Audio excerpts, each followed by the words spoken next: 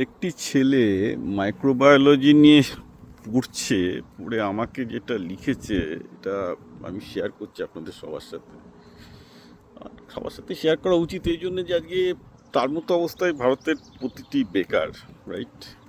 সে বলছে, স্যার সবে মাইক্রোবায়োলজিতে আমি সবে বিএসসি অনার্স শেষ করলাম, আমি এখন বুঝতে পারছি না আমি কী করবো। সরকারি পরীক্ষার জন্য চেষ্টা করব, আপনি তো বলছেন যে সেখানে 1%ও চান্স নেই, তো জুয়া খেলা হয়ে যাবে। নাকি মাইক্রোবায়োলজি নিয়ে এমএসসি করবো, এখানে এমএসসি পিএইচডি করে তো আমি দেখতে পাচ্ছি সিনিয়র দাদারা সব বেকার বসে আছে।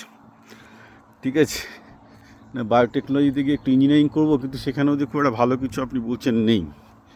তাহলে আমরা যাবোটা কোথায়? আপনি একটু বলে দিন যে আমরা যাবোটা কোথায়। আমরা দেখো, তুমি মাইক্রোবায়োলজি তো একটা ভালো সাবজেক্ট না। মাইক্রোবায়োলজি নিয়ে পড়ে জেনারেলি মাইক্রোবায়োলজিতে প্রচুর স্টার্ট আপ হয়, কারণ পৃথিবীতে সবচেয়ে বেশি আমরা হচ্ছে বিভিন্ন কোনো না কোনো এনজাইম তৈরি করার জন্য লাগে, রাইট? তো মানে হাজার ঘন্টা মাইক্রোবায়োলজি স্টার্ট আপ আমেরিকায় সবসময় হচ্ছে, কিন্তু আমেরিকা একটা ইকোসিস্টেম তৈরি করেছে, চায়না তো হচ্ছে। ভারতে ইকোসিস্টেমটা তৈরি করতে পারেনি, তৈরি করার চেষ্টা করেছে, করবো না বলেনি, তো করছে। স্টার্ট আপগুলো ঠিকঠাক সময় সরকার থেকে টাকা পায় না, এই পায় না, সেরকম অ্যাঞ্জেল ইনভেস্টমেন্ট নেই। যদিও ভারতবর্ষে অ্যাঞ্জেল ইনভেস্টমেন্ট এই রিয়েল এস্টেটের পতন হওয়ার পর থেকে অ্যাঞ্জেল ইনভেস্টমেন্ট একটু আসছে, আগের থেকে একটু বেটার। সো ন্যাচারালি কিছুটা তো বেটার হয়েছে। কিন্তু দেখো, ব্যাপারটা হচ্ছে আমার খুব খারাপ লাগে সেই সব কথা বলতে, কিন্তু বাস্তবটা যদি না বলি তো লোকজনের জীবন শেষ হয়ে যাবে। বাস্তব হচ্ছে, একটা ছেলে মোটামুটি এমএসসি বায়ো মাইক্রোবায়োলজি করলে যদি তাকে সাবজেক্টটা ঠিকঠাক শেখা হয়, সে যদি জানতো, বাস্তবে ভারতের মতো একটা এগ্রিকালচার দেশে মাইক্রোবায়োলজি সব জায়গায় লাগার কথা। আজকে ভারতে এগ্রিকালচার ধ্বংস হয়ে যাচ্ছে, এবং কি এগ্রিকালচার বাঁচাতে, যেমন আমি খুব সিম্পল জিনিস বলছি। করিমপুরে একসময় পানের ব্যবসা ছিল প্রচুর, সাউথ 24 পরগনায় পানের ব্যবসা ছিল। পানের ব্যবসা পশ্চিমবঙ্গে ধ্বংস হয়ে গেল। কেন ধ্বংস হয়ে গেল? কারণ পানে রোগ লাগে প্রচণ্ড। এখন পানে রোগ লাগা মানে যে পোকা লাগে, সেই পোকা থেকে পানকে আটকানোর জন্য কি দরকার ছিল, যে পোকা লাগে সেই পোকার বিরুদ্ধে পানের একটা রেজিস্ট্যান্ট ভ্যারিয়েন্ট তৈরি করা। হয়তো আমেরিকার বিজ্ঞানীরা বা পৃথিবীর সব দেশ সেভাবে করে। কোনো পোকা লাগলে তার একটা রেজিস্ট্যান্ট ভ্যারিয়েন্ট তৈরি করে, সেই ভ্যারিয়েন্টে পোকাটা লাগে না। তো ভারতে এত নাকি কৃষি গবেষণা হয়, মাইক্রোবায়োলজি নিয়ে এত গবেষণা হয়, কেউ কিছু করলো না। অন্তত কয়েক লাখ পান চাষি পশ্চিমবঙ্গে ছিল, সব শেষ হয়ে গেল, রাইট? এবং এগুলো নিয়ে কখনো মিডিয়াতে কখনো আলোচনা হয় না। সবাই বিপ্লব পালের এগেনস্টে বলতেই পারে, কিন্তু আমার চোখ কান খোলা, আমি সব কিছু দেখছি। এবং বাঙালি ইন্টেলেকচুয়ালদের, বুদ্ধিজীবীদের দৌড়ও দেখছি।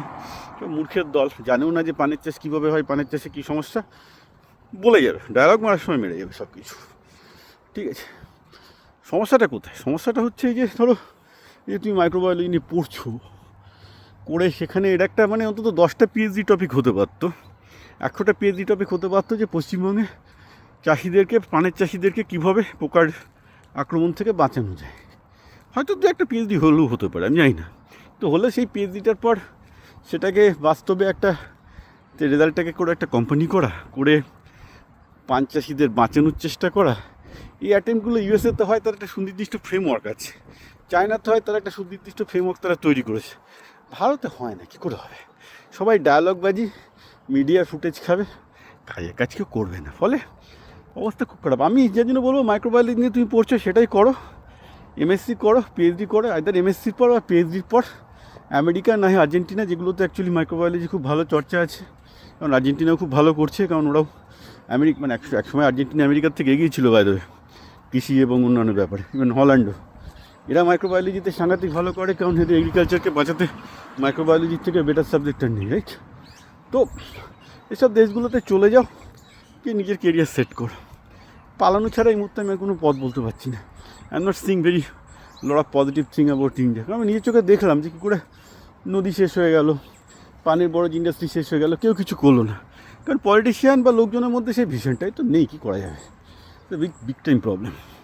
ঠিক আছে, আইআইটিগুলোতে আছে, সব পিএইচডি করছে, বেরিয়ে যাচ্ছে। কৃষি বিশ্ববিদ্যালয়গুলো আছে, পিএইচডি করছে, বেরিয়ে যাচ্ছে। আলটিমেটলি চাকরিও পাচ্ছে না, যার জন্য, কারণ আলটিমেটলি যেটা কাজটা করছে সেই কাজটা যদি সাধারণ মানুষের উপকারে না লাগে, তাহলে কী করে হবে? It's totally disconnected affair.